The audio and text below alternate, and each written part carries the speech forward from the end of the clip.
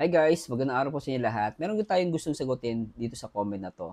So, para sa akin 'no, I give her respect and rights sa comment niya kasi 'yun ang perception niya.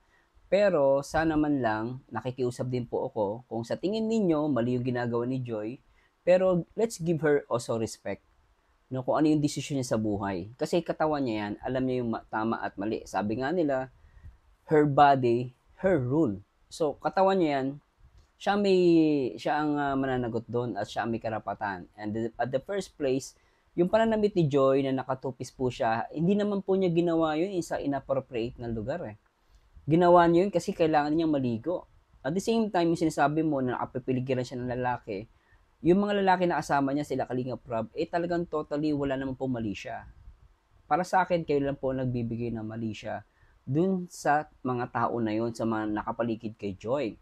Ang masama siguro magwala kayo, magalit tayo, kung na rin nasa gitna ng kalsada, nasa mall, nasa simbahan, nakabikini, doon pwede nyo siyang husgahan eh. Pero by the purpose itself, nag ano siya, nagbikini, wag tayong man-judge, no?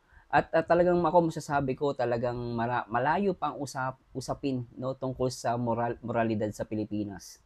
Kaya lang sabi ko nga talagang may kanya-kanyang perception. Pero sana wag tayong man-judge sa tao dahil sa kanilang pananamit. I-judge natin yung tao no sa kanilang ginagawang mali, no? At the same time hindi natin nababasa ang puso ng tao. Diyos lang ang nakakabasa.